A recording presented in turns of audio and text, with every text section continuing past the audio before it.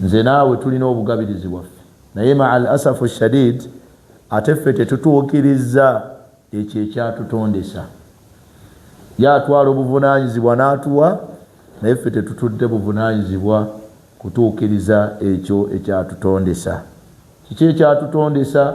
wama khalaqtu ljinna wal insa illa liya'budun. Saatonda majinni, saatonda bantu okujjako ensonga eyakuleesa ku nsi kusinza Allahu tabaraka wa taala. Yatugamba wekitiibwa Allahu subhanahu wa taala yagamba nti wa'budu rabbaka, wa'budu rabbaka, sinza Allahu jalla jalaluhu, Allahu tabaraka wa taala, topowa tuwummula babboyi bamwana bakyali tokowa hatta ya'tiyaka al-yaqin, ekiba kikujja ku nkola eyo kubeera nga Allah ogenda kumusinkana. Waltaffat as-saq, entumbwe bagigasse ku jinne waayo naye bika yawma idhin al-masaq. Akaseera ako nga buli omu asazeewo ng'agamba nti kagenda asinkane Allahu tabaraka wa taala mu byonna byabadde akola. Baganda bange ab'ebitiibwa, kakasa nti osinza Allah mu bwennyini bw'okumusinza. Tewabaawo ekikulimba, tewabaawo ekiwukuugula, tewabaawo ekiyinza okubeera nga kikulabankanya ne kikujja ku asulu, tekikujja ku kikolo ekyokubeera nti osinza Allahu tabaraka wa taala. Oyinza okubeera nga ekikyakukuumidde ku mbeera ey'okumusinza okyali yala, okyali mwavu, naye nga obunaakeera ku makya n'okikuba babboyi bamwana, tetujja kuddamu kukengako lulimi lw'abavubuka, tetujja kuddamu kulaba tikiki. Lwaki tetukyamulaba anti boyi yakikuba? Lwaki tetukyamulaba anti boyi mwana wattu yakola atya? Katonda yamuggulirawo ebisima, kyova olabanga mwana wattu bye bimufuula bize. Saba Allahu subhanahu wa taala embeera yonna gy'abeera atugezesezza nayo atuwa okubeera abawanguzi muyo, tuli baavu oba atugguliddewo, Allahu subhanahu wa taala atukuumire ku mbeera eyo. Baganda bange ab'ebitiibwa, tutambula n'obwennyini bw'okwawula omutonzi waffe Allahu jalla jalaaluhu. Ensonga lwaki tuli ku nsi, obulungi bw'okwawula Allah twabulaba, obulungi obuli mu kwawula Allahu subhanahu wa taala. Twalaba nuqat, twalaba points mwana wattu ez'enjawulo. Saba Allahu subhanahu wa taala nze nammwe Allah atunywereze ku mbeera ey'okumwawula. Baganda bange abaddu bagatta ku Allah, abantu bagatta ku Allah, abantu bagatta ku Allah. So nga ate gye baddukira Allah yatugamba nti inna ash-shaytaana lakum aduwwu, sitaani mulabe wammwe, fattakhidhuuhu aduwwa, namwe mumufuule mulabe wammwe. Talina kalungi kakwagaliza. Inna ash-shaytaana lakum aduwwun mubiin, sitaani gye muli mulabe wammwe wa lulango. Toyinza kubeera nga olina omulabe wo naawe gw'okakasa nti wa lulango ate n'oddukira gy'ali abeere ng'akutaasa. Era abakulaba bagamba nti ddala otegeera, olina amagezi. Mulembe guno gwe tuwangaalirako ab'ebitiibwa tulaba nga obufulumiro bwaffe buli awo. Olwaleero tugenda kutunuulira ku mulamu ogugamba nti baabu guba mulyango, si bwe guli? Baabu omulyango man haqqaqa at-tawhid, yenna anaakakasa obwennyini bw'okwawula Allah. Man haqqaqa at-tawhid, yenna anaayawula Allah mu bwomu bwe n'atamugatta ku nsonga ndala yonna, yagamba nti dakhala al-janna. Allahu akbar, dakhala al-janna, ugenda kuyingira ejjana bighayri hisaabin, nga tobaliddwa. Mulimu abaakakasa kino kye twogera nga ddala ejjana baagifuna, nga tebaasaala tebaasiiba, wabula kukakasa. Allahu subhanahu wa taala n'asiima obukkiriza bwabwe. Minhum, mubo mulimu Basumayya, minhum mulimu ba ala Yasir, minhum mulimu ba Khadijatu binti Khuwailid, awwalu nisa, omukyala yasookera ddala okubeera nga akkiriza obusiraamu buno. Omukyala yasooka okukkiriza obusiraamu buno yabukwata bukyayokya, era yali mukyala eyasooka okufiiririra obusiraamu buno. Si musajja wabula yali mukyala. Ekyo nno kibawo okubeera nti bankizo. Yasooka okukkiriza mu bantu bonna, era yali mukyala eyasooka okubeera nti afiiririra obusiraamu buno, era yali mukyala. Baganda bange, Oweekitiibwa Allah subhanahu wa ta'ala atutegeeza mu suratu Nahl aya 120. Oweekitiibwa Allah subhanahu wa ta'ala agamba nti inna Ibrahima kana umma, inna Ibrahima kana umma qanitan lillah hanifa walam yakun minal mushrikina. Ibrahimu alayhi salatu wassalam yayita mu kusoomozebwa. Nabbi Ibrahimu alayhi salatu wassalam yayita mu kusoomozebwa. Yazaalibwa mu maka nga taata yabajja bakatonda, nga bw'ona azaalibwa ewaka ng'amasabo galiriddawa gali waka, nga bw'ona azaalibwa ewaka nga taata we yatuulwako emmandwa z'ekika, nga bw'ona ava mu maka nga ddala mu butuufu oyinza okubeera nga gwe musiraamu wekka. Yafuna okusoomoozebwa. Abantu bano abajja atya ku mbeera eno gye baliko, abazze mu kutegeera omutonzi waabwe? Sitoola empanvu tutajja kuyingiramu olw'obudde nga bufaanagana, naye baamutumako genda mu katale ogenda okubatunda bakatonda. Baamutumako ogenda mu katale okutunda baani? Bakatonda. Bo bye baali bayita. Yagendanga agamba ani agula bino ebitagasa, ani agula bino ebitagenda muyamba. Kwegamba mu kifo ky'okubeera nti akola akatale bafune kye banaalya, ate abikuba magi mavundu. Ani agula bino ebitagasa, genda akulula abikomyawo ebimu bikutuseeko emikono tikiki, lwaliro bakasitoma babuze. Bwe bamala okubula bakasitoma yeewera, agamba nti lwe kaali bataana ne bagenda mu k'omubuulo akatale nga bagenze kubatunda, abali basigaddewo mu kkolero mu factory bali kigwako. Bamugamba Ibrahimu jangu otuwerekereko. Ninamu ensonga zange seewulira bulungi. Olwo naawe olina pulaani eyo kyessabo eri ewaka. Aga nti ne bala bagenda bwepaba bajjajja mbakumyeko akabiriikirizo. Bana agenda okudda nababuuza ani yakumye ku kiggwa omuliro. Bagenda aga ati tumuveeko ng'akwata mbazi. Ibrahimu alayhi salatu wassalam embazi gye yakwata ng'atandika yasooka n'okubabuuza n'abagamba nti mubadde kimu abatalya bye babasaddaakira,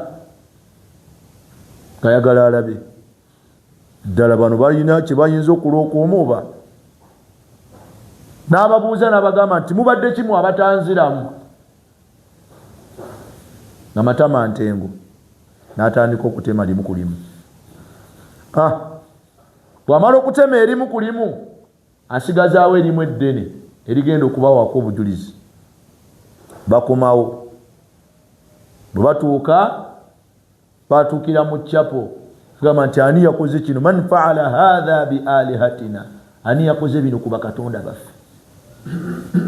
Sami'tu fata yadhkuruhum yuqaalu lahu Ibrahim. Twawulidde akavubuka nga keewera, naye erinnya lyabadde lya Ibulayimu. Keewera nkagamba nti gwe kaali bataana ne muvaawo. Muzeeyi yennyini nnyini ayitibwa ani? Taata wa Ibrahimu yali ayitibwa ani? Azara. Agamba nti fa'atu bihi, mumuleete wano maaso g'abantu ajulire. Anta fa'alta hadha bi alihatina, gwe wayekeza amasabu gaffe. Mwana gwe tamada kuwayokyeza amasabo gaffe ddamu ye oba nedda agamba nti sinze yakikoze naye alabika bwana mukulu oyo omunene gwe muba mubuuza ayinza okuba amanyi alabika obujja bulijjo bumuluma engeri gye mususuutamu buno obutono kati yayagadde abasaanyeewo tomulaba nembazi we muli mu nsimbi mumubuuzi Allah agamba nti farajau ila anfusihim kyebava badda eri emitima gyagamba nti tubuuze kitayogera olwokubeera nti sitaani yayagala eyiseewo ekyayo nga naye tubaleemu amagezi tuyinza tutya okubuuza ekitayogera tuyinza tutya okubuuza ekitayogera ekinsanyusaako essabo liba lijjo oba bajjajja babeerawa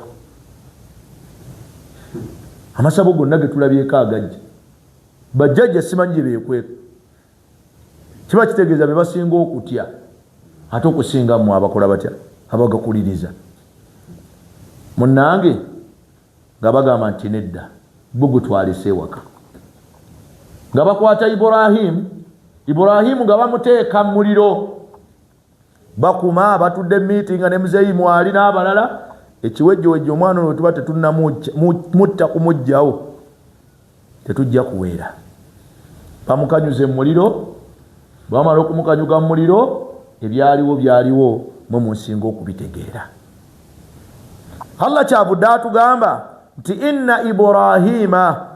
inna harufu tawqidi wa nasbi mazima Iburahimu oyo gwe twogeddeko akatono kana umma yali mukulembeze mazima Iburahimu gwe twogeddeko akatono kana umma yali muki yali mukulembeze kiba kitegeeza nti omukulembeze yenna yali kyakulabirako Iburahimu alayhi salatu wassalam Allah agamba nti yakoma ku kyakubeera mukulembeze yagamba nti qanitan lillah omugonvu lillah eri Allah we so se eri abantu Iburahimu yali mugonvu eri Allah we yali muwulize eri Allah we tabaraka wa taala omukulembeze yenna ateekeddwa okubeera nga mugonvu eri eyamutonda ateekeddwa okubeera kubanga kyakulabirako Allah subhanahu wa ta'ala kyava atugamba nti walam yakun minal mushirikina teyali wamu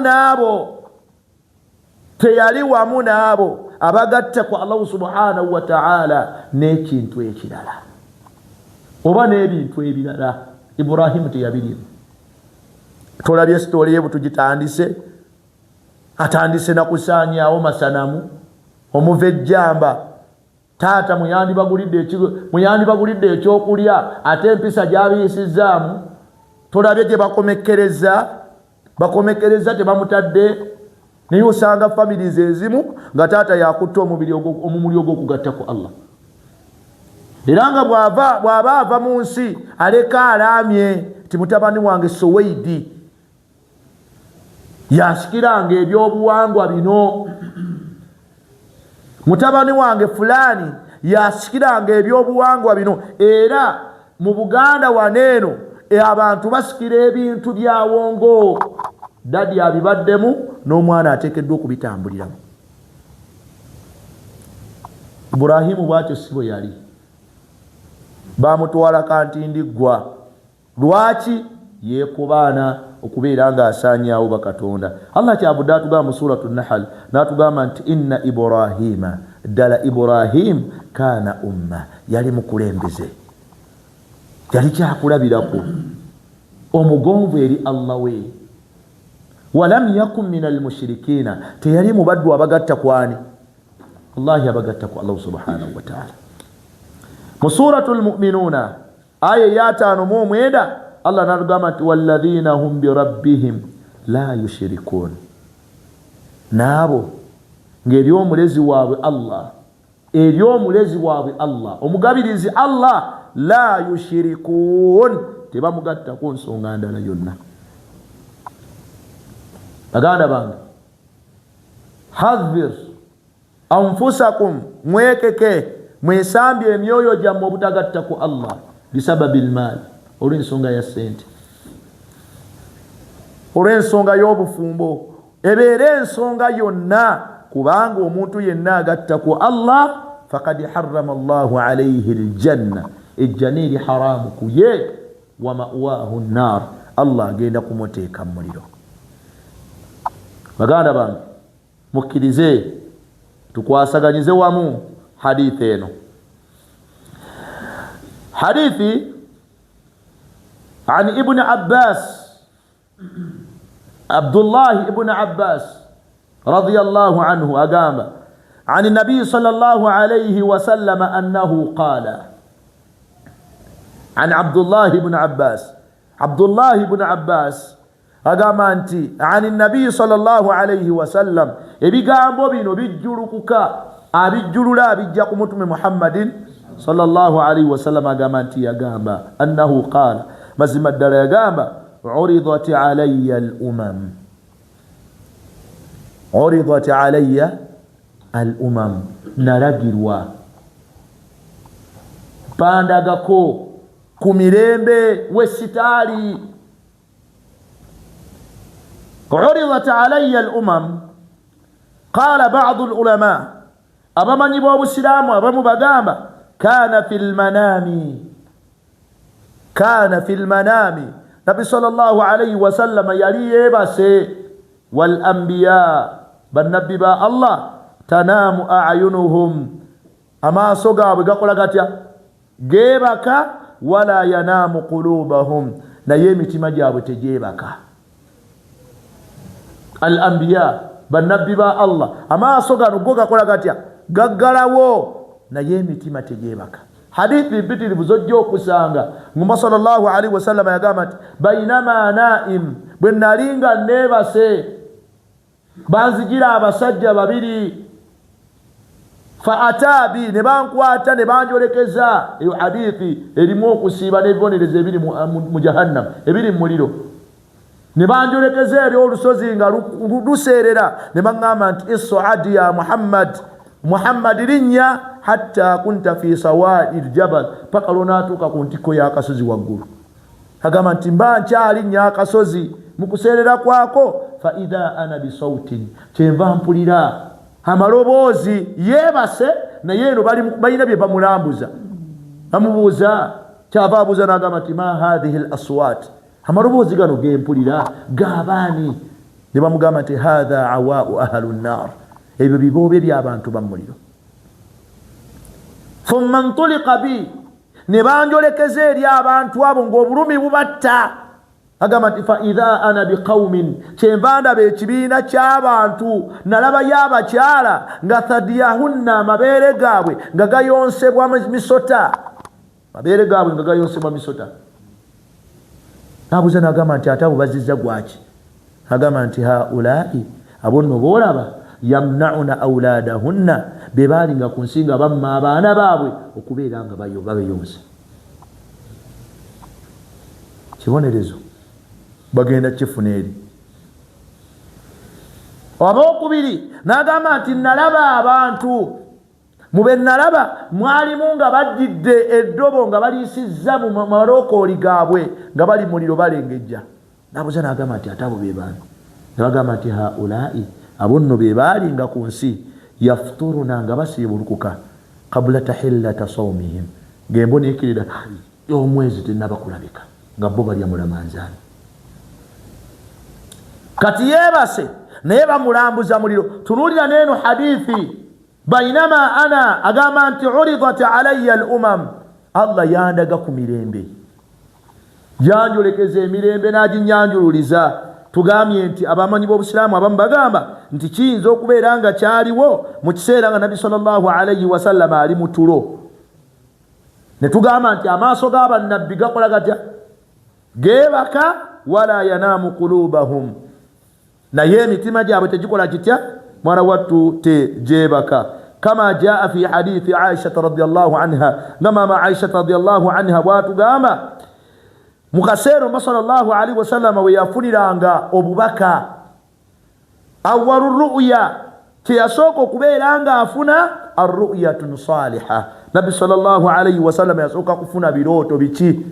Birooto birungi, birooto bituufu. Fil manami, mu kirooto nga yeebase, ekyoleka nti agenda kubeera nabbi. Mwerabidde kisa ya Ibrahimu alayhi salatu wassalam, bwe yali nga agenda okusala mutabani we Ismaila, yamugamba atya?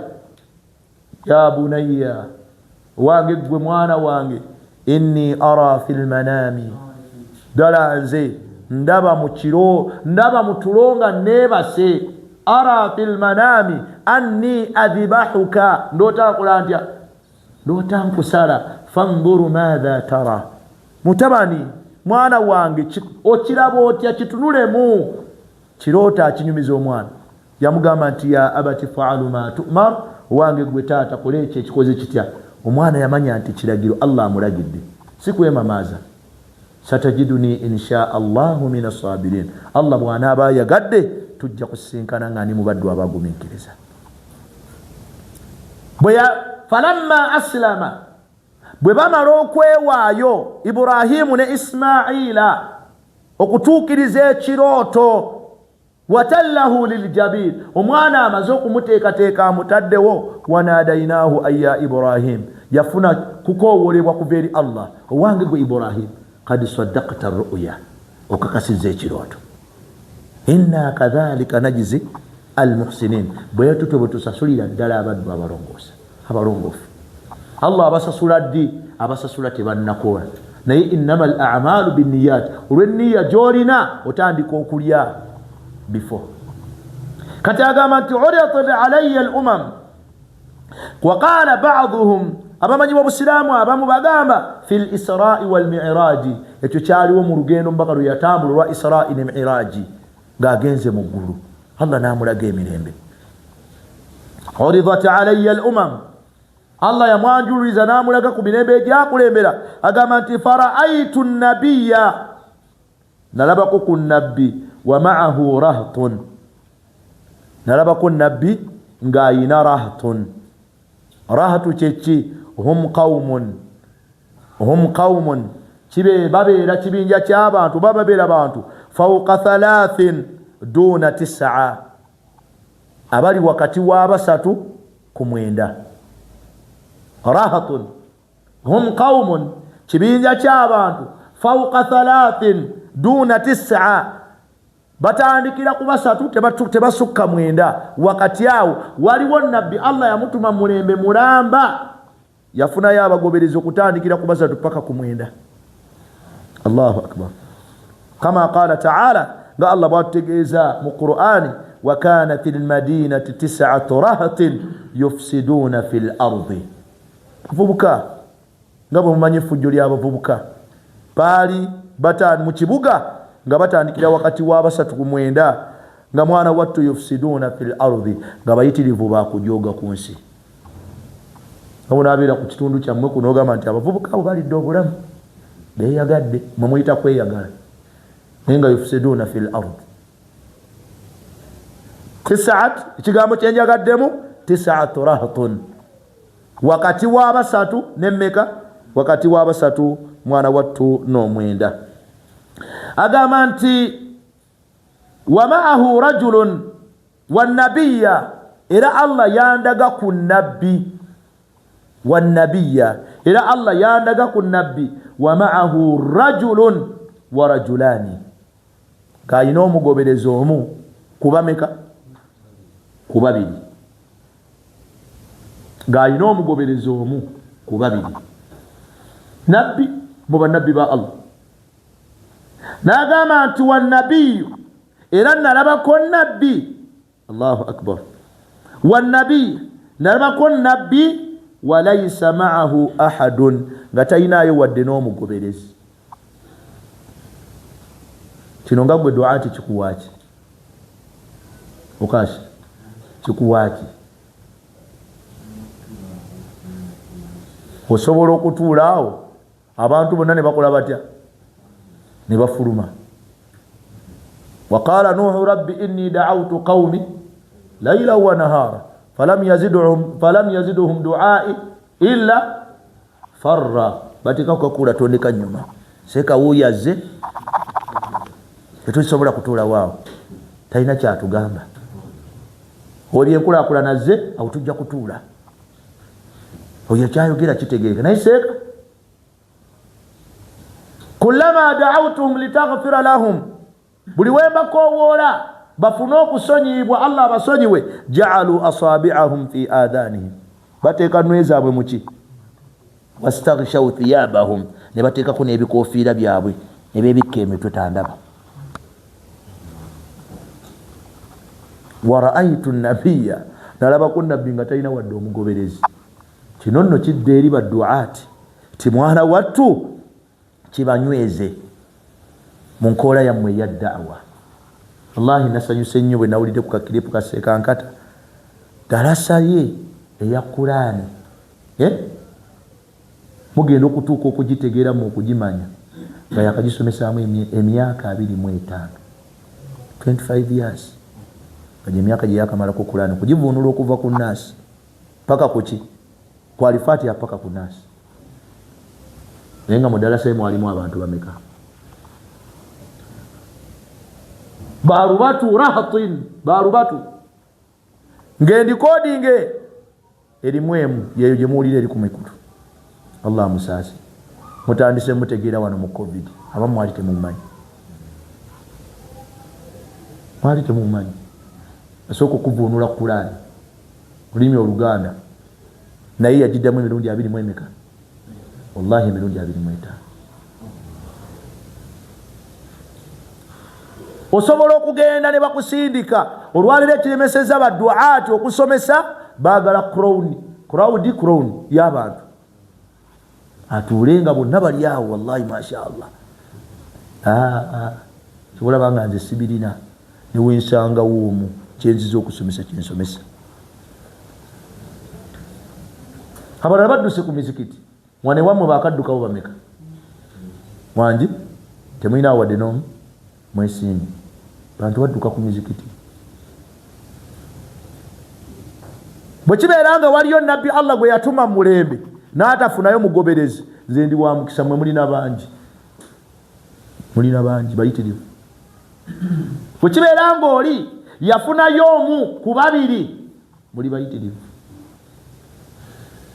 kyongera kunyweza Omubaka sallallahu alaihi wasallam ati abantu gamba li ayyahdiya bika rajulan wahid Allah nakusaasira nakulungamizaayo omuntu atya wallahi omu yagamba nti khairul laka min humuri na'am kyekisinga okubeera ekyebbeeyi okusinga engamiya emyufu tonoonyanga abantu bangi kubanyonnyola amateeka ga Allah ne bwakuwaayo omu kubanga waliyo nabbi ataafuna kikakukasho kitegete gwe guma kola da'wa nga bw'osaba Allah akulungamizeeyo omuntu omu teyakutuma bayitirivu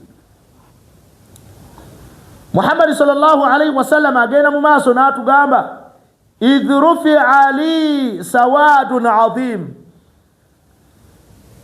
kyenva ndaba ne bansitulira ekisiikirize ekiddugavu ekinene Allahu akbar nga bw'onaabeera awo ng'olina wooli n'olaba ekisiikirize ng'abantu balinganga abangi abajja kyuka otunuleyo gambe kikibaani abawo wali weekanzeeko ekisiikirize ky'omuntu wali weekanzeeko ekisiikirize ky'omuntu tokyekangako agamba nti kyemba ndaba ekisiikirize ne kituka mu banka fadhanantu annahum ummati kyemba ndowooza nti abo bantu ba kibiina kyange nga bayitirivu Allahu akbar faqiila li kyebava baŋŋamba hatha Musa wa qawmahu abo nno boolabye bantu ba Musa n'abaki Musa n'abantu be n'abagoberezi be kiba kitegeeza ti oluvannyuma lwa nabbi sallallahu alaihi Musa alaihi salatu wassalam agamba nti faqiila li kyebava baŋŋamba agamba nti oluvannyuma lwekyo فظننت أنهم أمتي فقيل لي هذا موسى وقومه فنظرت كيفانت نولا فإذا سواد عظيم ngenda okulaba ate nga waliwo ogusiikiriza ogunene ogusinga ku guno gwendabye banjolekeza ne bandaga faqila li ne baŋŋamba nti hathihi ummatuka abo baki bantu bagoberezi bo Muhammad. Allahu akbar.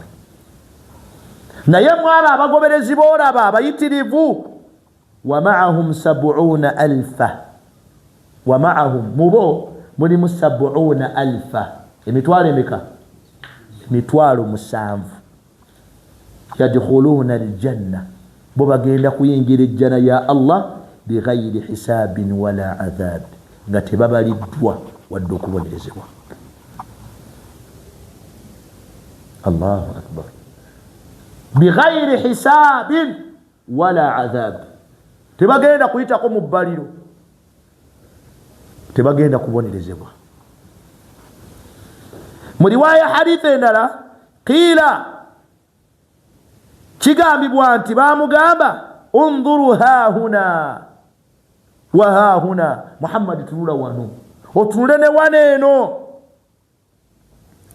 ila afaqi sama oluvanyuma otunule ne waggulu ekire kiringanga ekikutte fa idha sawadun adhim agenda okulaba nga ogule gususse kad sadda al ufuqi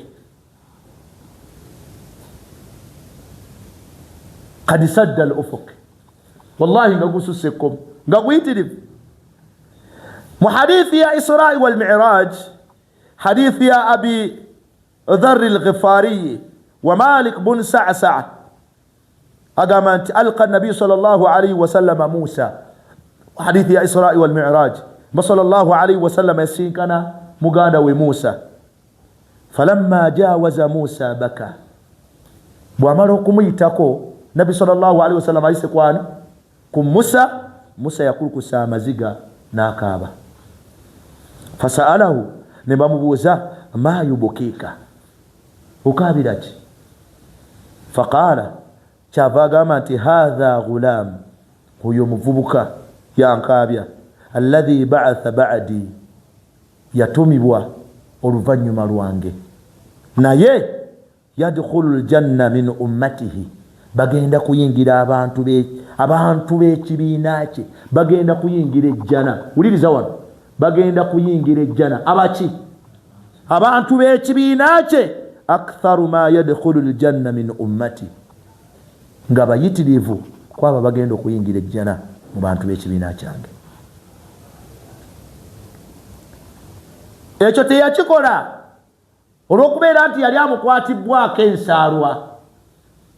Oba ntegereka bulungi okukaaba kwa Musa teyakikola nti laisa hasadan bal ghattan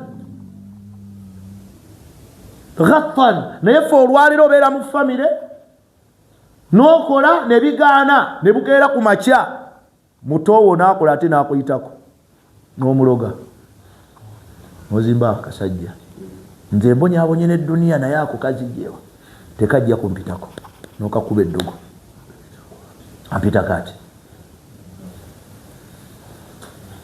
Musa takaaba lwakubeera nti nnaku gyawulira wabula saba Allah atuyingize ejjana bannaye. Agambye nti abo bantu ba kibiina kyange bamugambye nti abo bantu ba kibiina kyo wallahi bagenda kuyingira ejjana mubo mulimu emitwalo 7 bagenda kuyingira ejjana ya subhana nga tebabaliddwa nga tebabonerezebwa. Baada al-adhan natimu insha Allah. Gomba sallallahu alayhi wa sallam alagiddwa ogule ogw'abantu b'ekibiina bannange tuvola banga kigenda kukwasa ennaku ozaaliddwa oli musiraamu wangi ofudde toli musiraamu ozaaliddwa oli musiraamu ofudde toli musiraamu ng'ebikusise eriyo byanfuna byansi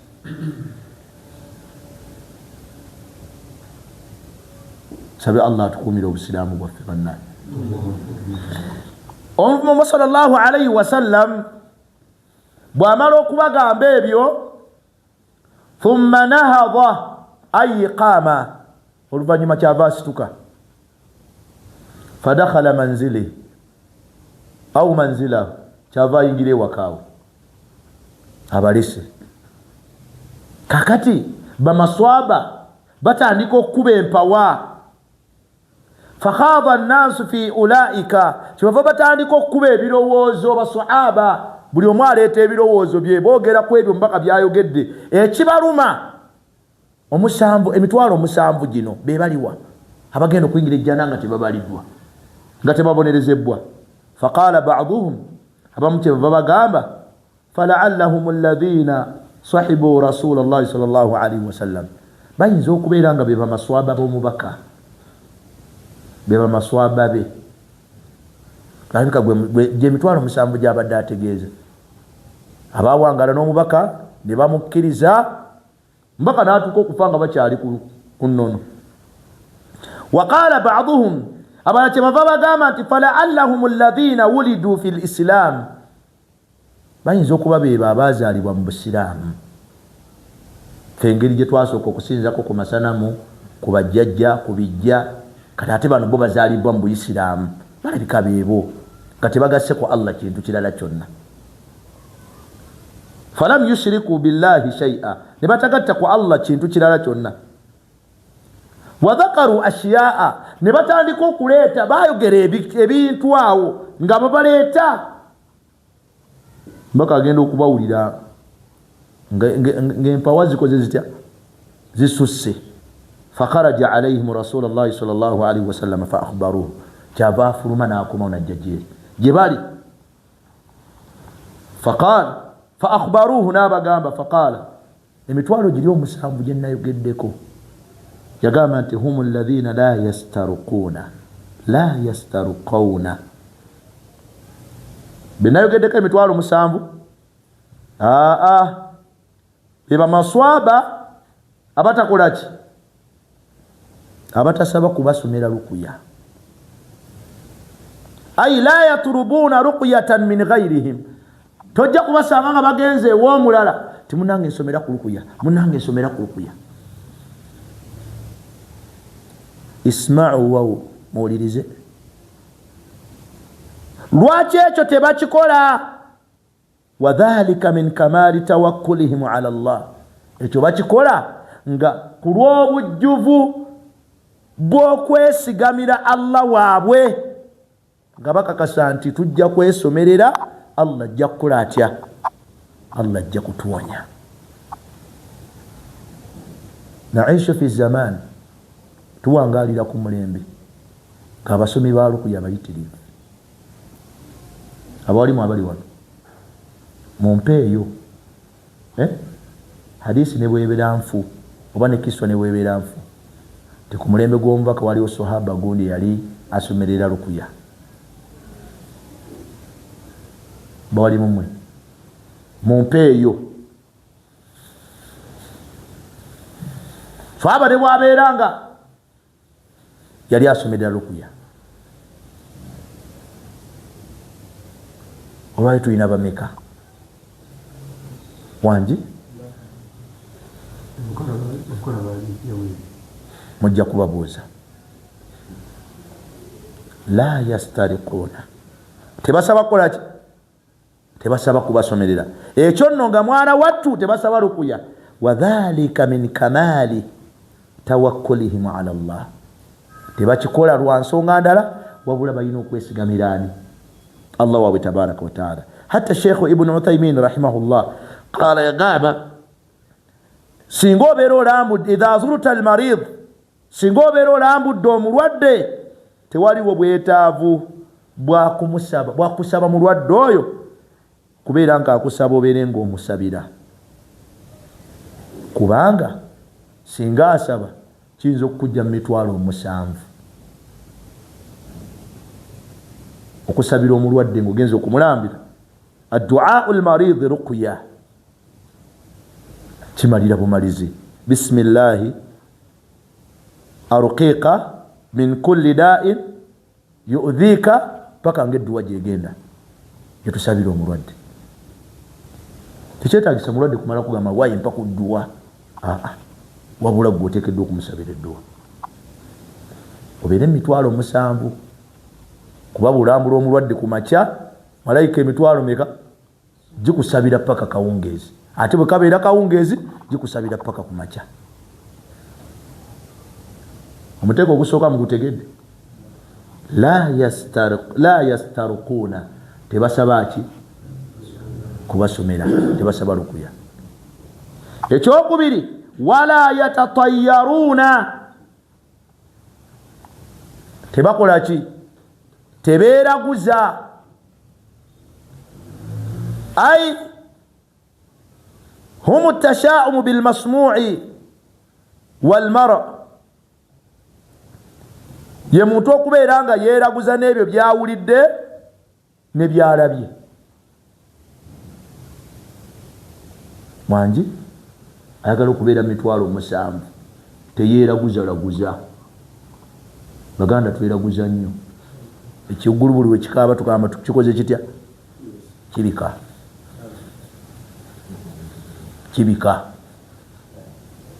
Ate namunyenye bwakaaba, namunyenye mumumanyi bwakaaba aba akoze eki? Naye aba abika. Mweraguzalaguza nnyo, engalo bwe zikusiiwa mu kibatu wakati, abaani agenda okumpa ku ssente, aliwo agenda okumpa ku ssente. Ebisulo ebikusala, abaani gwe ngenda okulaba, gwe ndudde okulaba. Wamma ate oli amma nabiwulidde ebisulo nga binsala. Enjuki bwe zikuzungirako, baganda mmwe, enjuki bwe zizunga ewaka, waliwo omugenyi ajja. Era abantu abo bagamba nti nze ndi mugenyi atazunza ki? Atazunza njuki. Wala yatatayyaruuna. Abawarabu inda al-arab kanu yatasha'amuna bit-tayri tusamma buuma. Abawarabu bo mu nkola eyaabwe balinganga beeraguza n'ekinyonyi ekiyitibwa buuma eky'amaaso amanene, ekiwuugulu. Ekiwuugulu mu Lwarabu kiyitibwa buuma. Ate kiyitibwa dya? Kati mukiyize. Munaaviiramu awo ng'abo ekyomusoda. Genda osome suratu Yasin. Aya egamba etya? Emu suratu Yasin. Na tatayyarna bikum. Aya egamba etya? Bafizi temwazze. La in lam tantahu lanarjumannakum qalu ta'irukum ma'akum. Aya egamba etya bisatu. Bafizi temwazze. Musoma nyingi. Allah abawe ekiwummulo eky'emirembe. Nga temuzzeemu. Qalu ta'irukum ma'akum a in dhukkirtum bal antum qawmun musrifun. Qalu, aya 18, qalu inna tatayyaruna bikum. Nga tweraguzizza waliwo ebinyonyi byaffe byatutegeezezza nti ddala omusajja oyo mulimba. La in lam tantahu, bw'otalekeyo mawulire gaago g'otugamba, lanarjumannakum. Bamaze dda okututegeeza ebinyonyi byaffe byatugambye dda, naye bw'onaalebera ku kyoliko, lanarjumannakum. Tugenda kukola tutya? Tugenda kukukuba amayinja. Wala yamassannakum minna adhabun alim. Tugenda kuteekako ebibonerezo ebiruma. Kati kiveeko ekyo ky'okutugamba nti oli nabbi.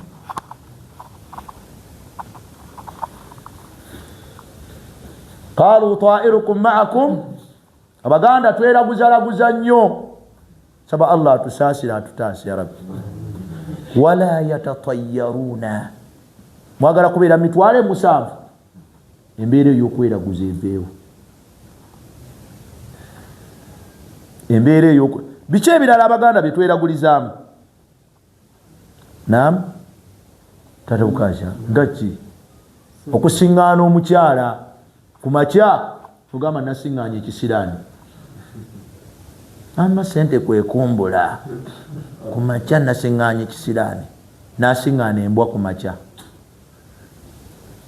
siraani byereere era abakujjukujju abamu bategayo bwana bwabwe sula nkwajja okugulangawo oluggi kamukube edi mutu bwagenda akukayole buyozi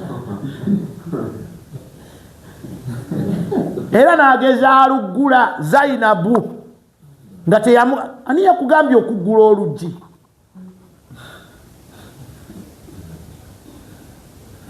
bantu beeraguza ssebo ku makya bwe teweeraguzangako bw'osanze omukyala ogamba nti sente okumbula mukazi kyowe ekisiraani gwe nasanze wala yatatayaruna so mwegendereze yagamba Muhammad sallallahu alaihi wasallam n'agamba nti wa ala rabbihim yatawakkaluna eri omulezi waabwe gye bakola batya wallahi gye beesigamira gye batawakkalira wa ala rabbihim yatawakkaluna mwe mwesigamidde wa pozo obwo bukomu bwaki bukomu bwaki leiza sallallahu alaihi wasallam yagamba yasiŋŋaana omusajja n'amugamba ng'alina akakomo bwe katya n'amugamba nti kaaki Rasulullah akakomo kange n'amugamba kaaki akantangira ebizibu namani kajjeemu basajja tetwambala bukomo laki jale wetuninga baja ati nawe bakulabe nti omanyi okwetuninga bujjeemu barakallahu fikum Allah akwemu obulungi abalala batera kwambala buno bino bigundi ate gago masala malala goyingizaawo ati kagolabye noonya no ne wabwajati we abumuwe abumuwe kuba ffe abasajja tetwambala ebyo ekikkirizibwa kuffe kwambala mpeta naye abantu bangi bambala obukomo obwo naye nga mulimu maalibu ukhra wa ala rabbihim yatawakkaluna mwesigamire Allah wammwe ku mulembe guno ani yesigamidde Allah yatugamba mu suratu al-mulk ishiba Allah subhanahu wa ta'ala yatugamba eri gyeggwerako nagamba nti qul araaitum in ahlakani Allahu mimman arrahman famajid kafirin min adhan qul huwa arrahmanu amanna bihi bamala okutubuuza ani agenda okuwonya abatakkiriza omuliro ebibonerezo bya Allah ebiruma qul huwa arrahman gamba nti yoyo omusaasize nnyo Allah amanna bihi gwe nakola ntya wa alayhi tawakkalna era gyali gyentawakkalira gyentebenkerera mutebenkere wallahi nga muli maaso g'owekitiibwa Allah wammwe mutebenkere olw'okubeera nti mwakkiriza wa kitiibwa Allah wa alayhi tawakkalna kubanga wetunaatawakkala eri Allah waffe tabaraka wa ta'ala kiyinza okutuyingiza mu mitwalo 7 abagenda okuyingira ejjana nga tetukoze tutya wallahi nga tetubaliddwa mitwalo 7 ogimanyi bwamala okukyogera thumma qala rajulun thumma qala faqala uqasha faqama uqasha bun muhsin uqasha wali wano faqama uqasha bun muhsin kyava yingira uqasha mutabani wa muhsin faqala nagamba nti id'u Allah an yaj'alani minhum ya Rasulallah nsabirako Allah nanga anteeke mwabe mitwalo 7 ya Rasulallah nsabirako Allah anteeke mitwalo egyo 7 ombaka kyava agamba nti faqala anta minhum olimu ba 7 Allahu akbar ukasha nga yasamba akaji omanyi ekitegeeza okubeera nti bagenda kukubala naye tunuulira bawukaasha baffe ab'olwaleero tebasaala bakwanyi basufu babbi gwe wukaasha omumanyiko ki gwomanyi wangi atuula mu ddalasa oyo yonna alimu akalungi allah amukuumirawo ewaali wamma seeka wukaasha magezi ali awo emabega wukaasha bw'amala okusaba bw'atyo banene emitwalo 7 waliwo hadithi etutegeeza netugamba nti bagenda kuyingira ejjana emitwalo 7 bagenda kuyingira omulundi gutya wallahi mulundi gumu nga bw'olaba omwezi ogw'ennaku 13 14 15 wegubeera gujjudde bagenda kubeera nga bakayakana tewali wagenda kusooka kuyingira ate tewali wagenda kusembayo wabula bonna omulundi gumu bagenda kwesukka ejjana mitwalo 7 bagenda kuba bakayakana mbaka yatugamba sallallahu alaihi wasallam okitegedde oba mbaka agambye nti bagenda kuyingira ejjana bagenda kuba awala ne bakayakana ng'omwezi ogujjudde naku 13 14 14 15 bagenda kuyingira omulundi gumu tewali wagenda kuleka munne mabega ate tewali wagenda kusooka munne kuyingira ofunyemu ki ukasha Allah mbaka sallama bwamala okumugamba nti nno ye ukasha oli wa mubo thumma qala rajulun akhar mulakyava amugamba nti id'u Allah an yaj'alani minhum yansula nange nga bwe natandika okugaba wano sente mazike oba ntegerekeka nempaako bagamba nange mpa negamba nti ukasha yabasoose kubanga yabadde ku mwani ukasha abasoose faqala mbaka kyava gamba nti sabakaka biha ukasha abasoose lwaki yakikola kuggalawo omulyango gwaba kutandika olowooza bandibadde baswahaba tebavaawo omuwendo gwaffe ne gukendeera andibadde tebatulidde zamanyi andibadde batuliddemu zamanyi awo mbaka naye ukasha ye yakiggala saba Allah akuteekemu abo ukasha naffe atuteekemu abo yarabbi naye ukasha mukulu ye yakusookayo kati otegedde obuzito bw'erinnya lye baakuwa teryava mu bbanga tuba tugenze mu umura nagenda ne jjajja wange azaala maama ne kojja wange bamuyita Hamza jjajja wange bwagenda e Makka ne bamulambuza ku ntaana ya Hamza n'ebyafayo bye yali amanyiiko yasaba Allah amuwe omwana omulenzi amutuume Hamza bulijjo tamubuuliranga kyafaayo tuba tuli e Madiina tugenze okulambula Uhud olutalo we twalulwanira awo mbannyonnyola mbaliiramu kyava amuyita namugamba olwaliwo kankuba otolera ekyama kyotamanyi nti kiki bwe najja mu hijja ne tulambula ne bandaga Hamza ne bambuulira ebyenkizo bye yakolera obusiraamu buno empologoma ya Allah Hamza nagamba nasaba Allah mpe omwana mutume erinnya lya Hamza agamba nti erinnya lyo lyava wano era byatandise okukola mu famire ddala Hamza kuba alina bakulu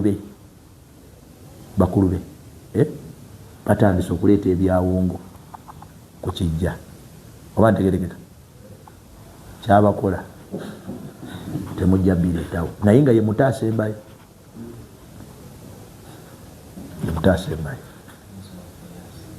ntonzi waffe asazeewo kakati mumbeera ezifaanaganako bwe zityo ukasha yabasooka kuggalawo mulyango naffe tufune chance gwe kola bino wammanga oyagala kubeera mu mitwalo 7 wangi ekisooka la yastarikuna lekera okusabiriza abakusomera rukuya gwe weesomere soma al-Fatiha yo kul huwallahu ahad kul a'udhu birabbin nas n'endala nywa ng'okakasa nti Allah agenda kukola atya ekigambo ekyokubiri lekerawo embeera ey'okweraguza mujjeemu embeera ey'okweraguza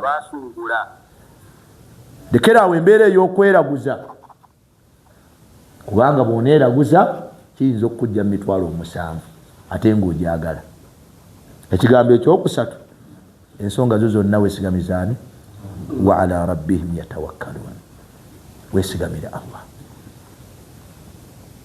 Tunagezaako insha Allah.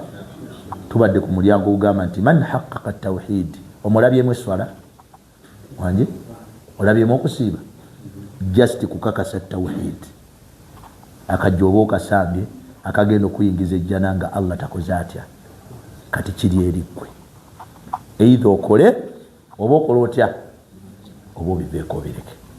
Tunagezaako insha Allah. Insha Allah tujja gezaako. Bameka abali tayari? Bameka abali tayari? Imaamu naye yeekanze ng'alaba nti ateekeddwa okubeera mu bateekeddwa okubeera tayari. So n'ebigambo ebyo Allah baali batulekedde obulamu n'obuwangaazi, tujja kubeera nga ate tweyongerayo awo. Nsaba Allah subhanahu wa ta'ala atuteeke emitwalo 7 egigenda okuyingira ejjana nga tegibaliddwa ate tegibonerezebbwa. Ayi Allah, nkusaba tuteeke emitwalo 7 egigenda okuyingira ejjana nga tegibaliddwa ate nga tegibonerezeddwa. Saba kiri Allah subhanahu wa ta'ala tuteeke emitwalo 7 egigenda okuyingira ejjana nga tegibaliddwa ate nga tegibonerezeddwa. Allah, nkusaba ofuule emitima gyaffe ebbanga lyonna, muli nsonga zonna tubeere nga twesigamira ggwe. Saba Allah subhanahu wa ta'ala mu nsonga zaffe zonna tubeere nga twesigamira ggwe, tukakasa nti ggwe wekka amala ensonga z'ebitonde byo. Saba Allah subhanahu wa ta'ala oyingire mu nsonga za buli muddu yenna ali wano. Saba Allah subhanahu wa ta'ala tumalire obwetaavu bwaffe obw'oku nsi n'obw'oku nkomerero. Saba Allah subhanahu wa ta'ala otwesambye, otwewaze abalabe baffe ab'olwatu n'ab'ekyama. Allah tuteekeko obukuumi bwo waggulu wo. Allah tuteekeko obukuumi bwo mu maaso go.